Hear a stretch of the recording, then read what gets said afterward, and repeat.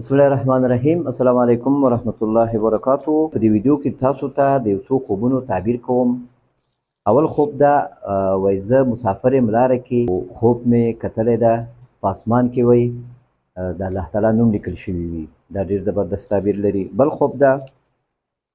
وای ښي طرف ته غاښ مې ولویږي عادي حالت کې او چپ طرف ته غاښ مې وای مات سي یو ټوټه یې. بل خوب دا وای د توتي نه وزرې وشکوم. وای خاوند مې کور ته راوړي وي هغه وزرې وای پسې منډې وهم بل کوټې ته ځي یو وزرې رانه وشکېږي. نو دا هم تنبیهي خوب ده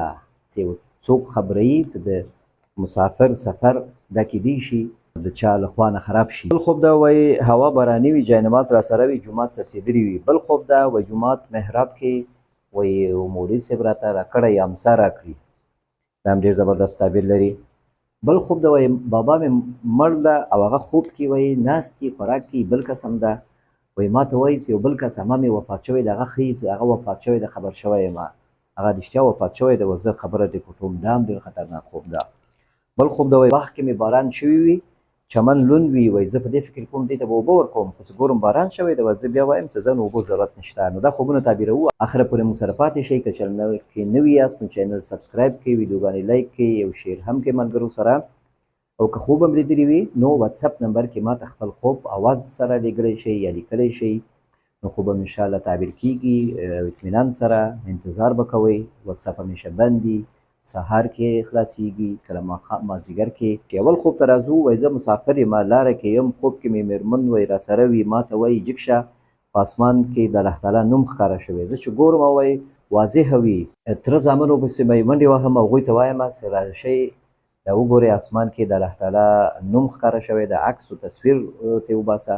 هغه وایي چې کله تره زوی مې موبایل راوباسي وایي دا نوم ورو ورو وایي ورک شي. بیا وایي وروسته مختلف د الله تعالی نومونه ښکاره شي. خوشحاله سم ټول را بیدار کړم. مختلف نومونه یو پکې عالي وي عالي د الله تعالی نوم وایي داسې ښکاري راته چې دا د الله تعالی نوم د عالي ذات د الله تعالی. وایي رڼاګانې کوي او مور مې ټول را بیدار شي او اسمان رڼا کوي د الله تعالی نومونه کله یو ځای کې وایي کله بل ځای کې مختلف رنګونو باندې. وایي دومره اوس په دې شپه باندې زه ویده کېدم نو ډېر مې زیات سوالونه وکړه او د الله نه مې خیر وغوښته او د الله نه مې دا وسه وغوښته چې الله تعالی ماته دا وسه راکړي چې زه مور مې حج ته بوځمه. نو دا ډېر ښه خوب ده. الله تعالی دې درته ښه کړي. دا خوب څه وخت کتل کېږي؟ دا په اسمان کې په یو شي کې د الله تعالی نوم ښکاره کېدل آیتونه ښکاره کېدل دا شیان په خوب کې هغه وخت کتل کېږي چې کله د انسان عقیده لږه کې ضعیف شي توکل یې ضعیف شي ډار ورسره پیدا شي په تقدیر باندې ایمان یې ضعیف شي دعاګانې کوي خو دعاګانو کې شکونه ورته پیدا شي چې زما دعاګانې نه قبلیږي ډار او ویره ورسره پیدا شي د خپل سرنوشت په رابطه باندې د خپل کاروبار په رابطه باندې. نو دغه خوب بیا کتل کېږي دا د دې باعث کېږي چې د انسان توکل بیرته په الله باندې جوړ شي د انسان ایمان بیرته په الله باندې قوي شي او انسان الله تعالی ته متوجه شي. نو دا ستا د بختورتوب نښه ده چې تا دا خوب کتلی په دې خوب سره الله تعالی ته متوجه کوي چې تا پسې انشاءالله دعاګانې دي او ته هم ښه نیت لرې نو څه کاروبار لپاره سفر لپاره د خیر لپاره څه ارادې لرې هغه انشاءالله هغه ارادو ته دې رسېږي. او دا یو نوم چې د الله تعالی تا ته عالي ښکاري عالي اوچت نو اوچت ذات د الله تعالی معنا دا چې الله تعالی اوچت ذات ده نو اوچت ذات نه ته باید اوچت تمې وساتې او اوچت فکر دغه پیسه کې وکړي ضعیف فکر ونه کې باید اعتماد پرې ولرې چې هغه الله تعالی کارونه جوړوي الله تعالی خطرونو نه بچ کوي دی او په تقدیر باندې باید ایمان ولرې توکل په الله وکړي او دعاګانې چې کوې ته کوې یا کور کې کوي نو داسې شک ونه کې چې دا دعا نه قبلیږي. دا دعا داسې ده لکه وای فای او هات پاست چې کله دا چالان وي د دواړو خواو نه ستا له خوا وای فای چالان ښه قوي سګنل ورکوي بطري دې قوي وي لکه ایمان دی توکل دی زړه دې ښه صفا وي نو بیا ته هات پاست نه یو شی رااخیستی شي نو د الله تعالی له خوا نه بیا تا ته اطمینان راځي سکون درځي دعا قبلیږي. نو هېڅکله په دعاګانو کې شکونه مه کوه او ډار هم مه لره په تقدیر باندې ایمان ولره کارونه دې سمیږي انشاءالله کور کې څوک درته دعا کوي نو هغه دعاګانې انشاءالله قبلیږي او ووایه چې ستا نوم واخلي د یو بل مسلمان ته پسې شا دعا قبلیږي والله تعالی اعلم. بل خوب دا وایي ښی طرف ته غاښ مې وایي ولویږي عادي حالت کې وایي خوراک هم نه کومه او زور مې پرې هم دی وهلی او چپ طرف ته غاښ مې وایي پاکومه په یو وچوکۍ باندې پاکومه په خلی باندې هغه وایي ټوټه غوندې رامات شي مکمل نه یې مات، وایي دا 2 غاښونو کې مې دا مسله پیدا شي. نو د غاښ ماتېدل یا د غاښ غورځېدل د دې په باره کې ویډیوګانې زما شته چینل کې، چې دا اکثر خلک وایي چې دا په مرګ باندې تعبیر کېږي، د دوستانو په مرګ باندې، خو دا هر وخت په مرګ باندې نه تعبیر کېږي، بلکې په هغه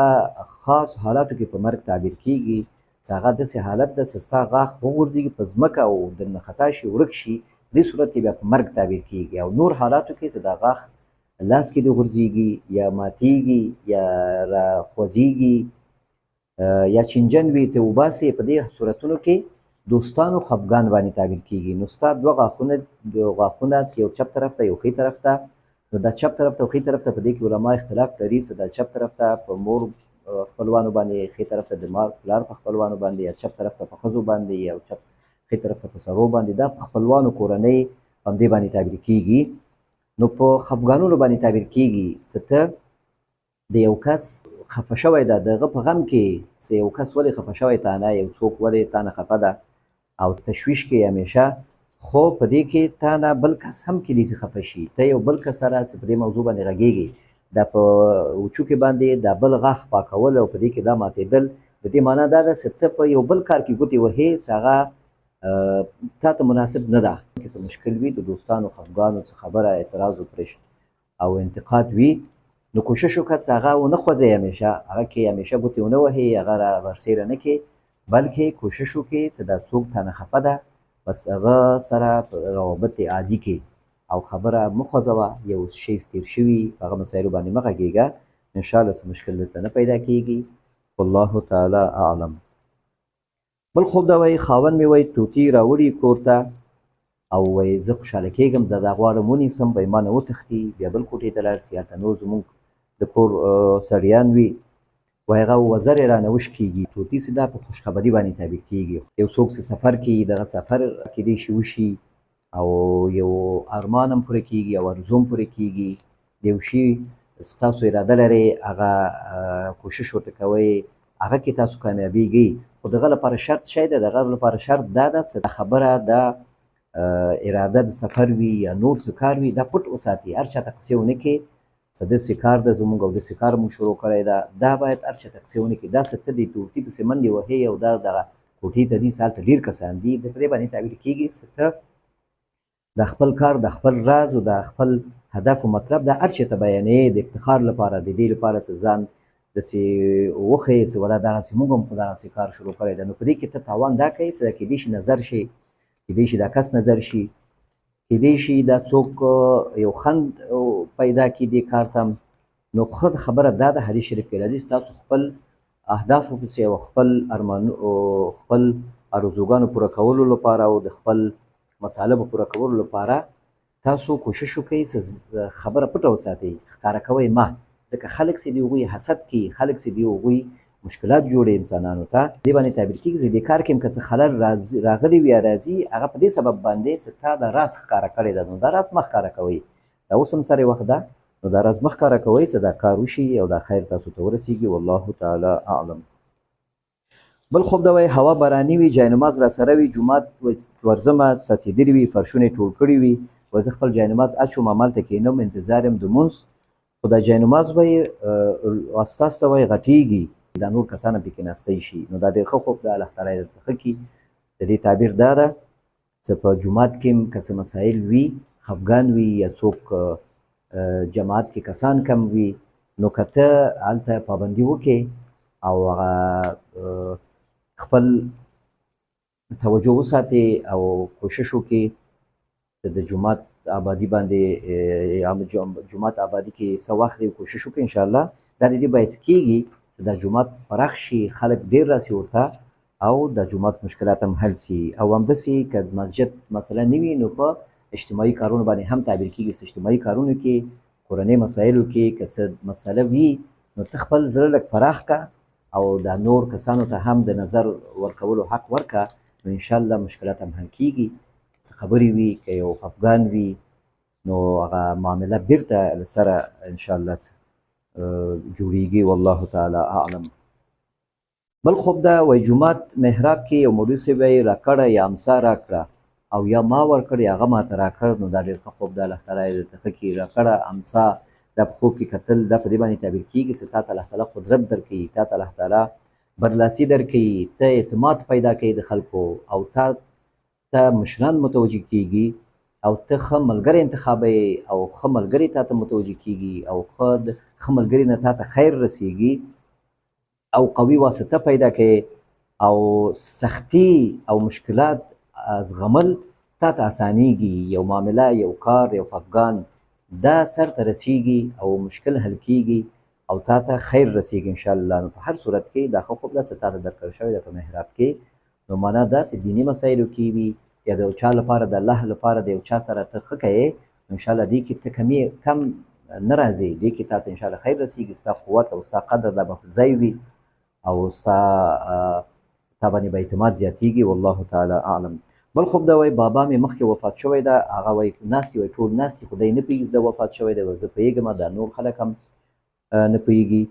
وایي په دې کې دا بابا مې وایي ناست دي، بل کس وفات شوي هغه ما خواته ناست دي، وایي دا بابا مې ما نه پوښتنه وکړي چې زه خبر شوی یم چې دا بل کس وښیي چې هغه هم زموږ د کورنۍ نه وفات شوی ده. وایي زه نه غواړم زه ته وایم چې هغه وفات شوی ده، هغه رښتیا وفات شوي وي خو زه نه غواړم درته وایم چې هغه وفات شوی ده. وایي ورته وایم چې نه زه پرون ورغلی وم هغه ښه و. نو دا لږ خطرناک خوب ده. د دې کس په حصه کې دا څوک ستاسو د کورنۍ بل کس وفات شوی ده، ستاسو عمه ده، هر څوک چې ده. نو مړي وایي چې کله وفات کېږي نو د نیکو انسانانو روحونه چې دي دا په یو ځای کې جمع کېږي او د بدو انسانانو روحونه په بل ځای کې جمع کېږي. نو چې کوم مړی بیا وفات شي او هغه روح یې هلته ورشي، د پخواني کسان چې هلته وفات شوي دي هغو سره ملاقات وکړي او هلته بیا لټوي چې دا فلاني کس وفات شوی، هغه چېرته ده، فلاني کس وفات شوی هغه چېرته ده. بیا بعضې کسان هلته پیدا نه کړي، بیا په تشویش کېږي چې د دوی دا خو ما نه مخکې دا کس وفات شوی ده زموږ د کورنۍ نه، شناخته د ده هم شناخته او یو بل کس هلته یې شناخته په هغه روحونو کې، او هغه سره خبره چې کله دی کوي نو هغه ورته وایي چې دا فلاني کس څنګه ده، دی ورته ووایي چې دا فلاني کس خو وفات شوی ده. نو هغه وایي چې هغه خو څنګه وفات شوی ده موږ خبر نه یو، نو د ده روح دلته نه وي. نو معنا ده چې دغه روح بل ځای کې، نو معنا ده چې هغه کېدی شي په تکلیف به وي او حساب و کتاب کې به وي یا به ایمان به یې نه تېر کړی. نو دا لږ خطرناک خوب ده. د هغه چا په حصه کې ستاسو کتلی ده چې هغه بل کس د ستاسو بابا چې ښیي چې هغه وفات شوی ده که نه زه خبر شوی یم او ته ترې پټوې او هغه خبر نه ده، نو د دې معنا دا ده چې هغه کس کېدی شي چې ژوند کې څه دینداري ضعیف و، څه مشکلات و، نو هغه ته دعا څه ضرورت لري، نو تاسو دعا ورته وکوئ او کوشش وکړئ چې اولادونه یې وي هغوی خبر کړئ چې هغه ته دعا وکړي چې قرض پرې یا قرضونه کوشش کوي ادا وکړئ، او که څه وصیت یې کړي وصیت باندې عمل وکړئ چې هغه ته خیر ورسېږي، او تر څو څه که تکلیف وي او که حساب کتاب کې الله تعالی نیولي وي څه اساني پرې راشي. والله تعالی اعلم. بل خوب ده وایي باغ کې مې باران شوی وي، وایي زه ورځم ګورم به چمن لوند وي او زه په دې فکر کې وایي ومه په دې خوب کې چې زه به دې چمن او دې باغ ته اوبه به ورکومه، خو چې ګورم چې باران شوي نو وایي زه وایم چې اوس خو اوبو ته ضرورت نشته، نو څه اوبه ورکړمه ځکه چې تیار ګلان او چمن دا ټول اوبه شوي دي. نو دا ډېر زبردست خوب ده، الله تعالی یې درته ښه کړي. نو د دې معنا دا ده چې تا کم زحمتونه کم تکلیفونه ایستلي دي د خپل اولاد په رابطه به د باغ او باغ ګلان چمن دا دنیا مال اولاد باندې تعبیر کېږي، په فامیل باندې تعبیر کېږي چې تا کم نیک اراده لرې د هغو په حصه کې چې هغوی ته خیر ورسوې، هغوی ته نصیحت د خیر ورکړې، تعلیم د خیر ورکړې، د درس او د تعلیم ته طرف ته توجه وکړې، د تربیې طرف ته توجه وکړې. نو ته همیشه په همدې فکر کې وي چې دغه کمیانې دي دوی ته به زه توجه وکړم، نو په دې کې الله تعالی برکت اچوي، په دې کې الله تعالی ستا لږ کار سره ستا لږ ښه نیت سره په هغوی کې الله تعالی ډېر ښه تغییر راولي. داسې ته ګورې چې هلته باران شوي او په ښه اندازه باندې شوي او دا چمن لوند ښکاري او دا ګلان هم اوبه شوي، نو د دې تعبیر دا ده چې الله تعالی لخوا انشاءالله چې کوم رحمت راځي ستا د ښه نیت په سبب باندې او د الله تعالی لخوا چې کوم مدد راځي نو هغه انشاءالله ستا کارونه اسانوي. ته صرف ښه نیتونه وکړه او ښه ارادې ولره او د الله نه خیر وغواړه، دعاګانې وکړه، که د خپل اولاد په رابطه وي، د خپل کورنۍ په رابطه وي، د نورو د خپل کورنۍ د ورونو د نور په رابطه باندې ته دعا کوې، نو ستا دعاګانې ټول قبلیږي، برکت پکې راځي، خیر پکې راځي او هغوی ته خیر رسېږي او الله تعالی هم په هغو باندې رحم کوي. نو دا ډېر ښه خوب ده، الله تعالی یې درته ښه کړي نو دا و د نن ورځې خوبونه. الله تعالی دې وکړي ستاسو د خپل خوب تعبیر واورئ، مطمئن شئ چې کله واورئ د تعبیر مطمئن شوئ، لایک او کمنټ ضرور به کوئ او ماته اطمینان به راکوئ چې د خوب د تعبیر نه تاسو مطمئن شوئ که نه. تر آینده ویډیو پورې تاسو په الله سپارم. السلام علیکم ورحمة الله وبرکاته.